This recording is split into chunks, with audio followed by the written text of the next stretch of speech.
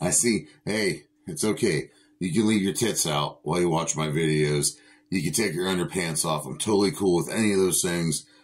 I'm pretty open to a lot of stuff. Open. Hey, I'm PJ Bozak, about to hit you with a movie review. And you know what? I think I'm going to do a superhero movie review, and I've got it right here. There it is, Blue Beetle. Oh yeah. Blue fucking Beetle from the DCU. That whole thing, that whole messy fucking thing. We're going to get into that. Before I get into it, let me say, James Gunn didn't really have much to do with this movie, so don't be bashing the motherfucker yet. Alright, I have faith in him. Especially after that last Suicide Squad movie and all of the Guardians of the Galaxy movies, volumes 1, 2, 3. Loved them all. Forever. So, all you fraudulent fucks, I hope you're ready for this movie review. And by the way, I am feeling pretty liquefied right now. Ugh. But we're going to go with it. Warner Brothers released this. Now, originally this movie, The Blue Beetle, was going to be a straight HBO Max streaming thing, but that didn't happen. And they decided it's going to go into the theater to be doomed. Yes, this movie didn't do very well in the theater. How do I like it? We're going to go over right now. So we're going to go into so much here. It's Beatlemania, everyone. Blue Beetle Mania.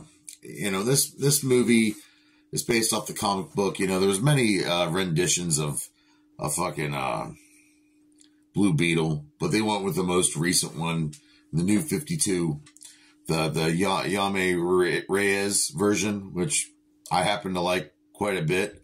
The original one, the original guy, he's not in it, but he's mentioned a lot.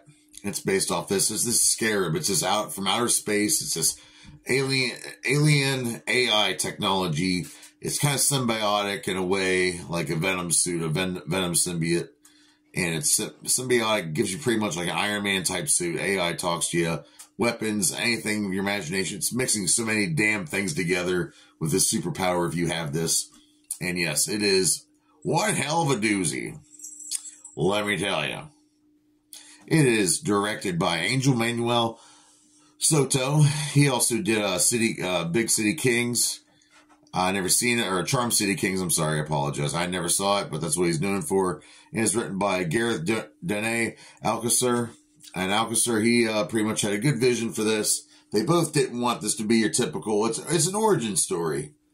But it didn't want them to be your typical, you know, oh, this kid gets these powers. Oh, 45 minutes later, he's saving the world. It's really not like this. This kid's really learning his stuff. And they wrote a hell of a script. I think it's a decent story. There are a lot of freaking cliches in this movie, and I'll get into that too. So who stars in this motherfucker? Well, Godzilla Mariduena playing Jaime Reyes. And you might know him from Cobra Kai. I haven't watched all the seasons. I'm not really sure. I don't really remember him in that. Forgive me. We have a very beautiful Bruna Marquezine. And she plays Jenny Cord with a K. And she's a model. I think she's cute. We have George Lopez playing the crazy Rudy Reyes. And he is, I'm going to say right now, George Lopez stole the fucking show. He's funny as fuck. His delivery is perfect. And his connection to the whole family is great. Who else? We have Susan Sarandon, who I love, by the way, but I didn't really like her in this movie. She was playing Victoria Cord, the evil CEO. It's going to ruin everybody's lives and take this AI technology and use it for the powers of evil. And we have Melissa Escobedo playing Milgo, and she pretty good, plays a sister. I think she did really well. Pretty good acting, I'd say. And we have Raul Trujillo. He played Corpax, who ends up getting the OMAC technology at the end. We'll get into that. I keep saying we'll get into that. I'm already into it. And Adriana Barraza is the Nana Reyes. Loved her so much. Loved her so much in this. So yeah, pretty much the court industry finds this scarab. And Susan Sarandon, the evil aunt of Jenny, she wants to make these, these soldiers out of this AI technology they can't quite comprehend. A little bit into the scarab sentient, and it picks who it wants to bond with. Kind of like a Venom symbiote. So yeah, had that going on. So of course, you know, this poor kid's Yame Reyes, he ends up getting a hold of it, and right there in front of his family, it activates, and he gets this suit, and he's flying around, buzzing around the city. He hears this AI voice in his head. It's telling him everything that's going on, and it's pretty much voice command, and it defends itself automatically, and it's destroying everything in town. And he's really cool with his family. Of course, they were there for the, you know, the unleashing of it, so it really blew their minds as well. And of course, Susan Sarandon's doing this evil shit on the side, and she's pissed off that she couldn't activate the scarab, blah blah blah, and her niece is rebelling, so she teams up with Yame and or Yami, or yeah, I keep wanting to say Yamakukula. Yamaku Rata Nick 2. Wrong franchise, sorry. So the whole family gets involved. That's what I really like about this movie, is that it involves family. It's very core. They end up getting involved in the fight. That they use like this mech, this Blue Beetle mech. The uncles drive around on the roof, and they get arrested and all that, and the government's after them, and blah blah blah, and all the, you know, court industry's trying to ruin their lives. And what's the budget for this motherfucker? Oh yeah, and of course, Yame ends up, Yami gets the powers of the suit. He bonds with it. So I'm not gonna, no spoilers, alright? But that's pretty much the gist of it. A kid stumbles upon superpowers and has to take down an evil corporation from creating these OMAX suits that can pretty much kill anyone and pretty much keep the poor people down. And the budget was $104 million, and they sadly only made $129 million back. Ouch! Not really good for Warner Bros. As their lowest gross for any DCEU movie. Sorry, I paused there. I kind of farted. But originally, Angel, the director, Soto, he wanted to have a Bane. He wanted to have him and the writer, Gareth, they wanted to have a Bane origin along with this.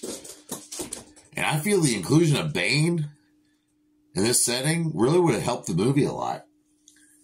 Not focusing totally on Beetle. I think it really would help, but that happened. And the second Blue Beetle, Ted Kord, of course, he's mentioned. There's this underground. Of course, every superhero's got a layer, and you see the original suits from the other incarnations from comic book past. And it's pretty well. Costume design was by Manuel Rubio, who also did World War Z. Yeah, I thought the suit looked really sweet. I really enjoyed it. We had Craig Alpert, who was the editor. He edited Toy Story 2 and Deadpool 2. So, editing was pretty good. The colors, they had a lot of beautiful freaking colors. The pinks, the blues, and all. It is a good-looking movie. It really is. And Paolo Pogorzelski. I'm sorry, I butchered your name, dude. But yeah, he helped with the scenes and all that, and it's a good looking movie. It is, I will give it that. Story wise, it's pretty damn predictable. The actors are decent. Susan Sarandon wasn't good. Originally they were going to have Sharon Stone play the evil Victoria Cord, but that didn't happen. And I didn't hate this movie, I really didn't. I kind of liked it, actually. But there's so many damn similarities I can compare it to. That's my cat in the background, by the way, playing with his ball. But it just reminded me of Spider-Man Homecoming. It reminded me of Iron Man. It reminded me of, so much Invincible a little bit.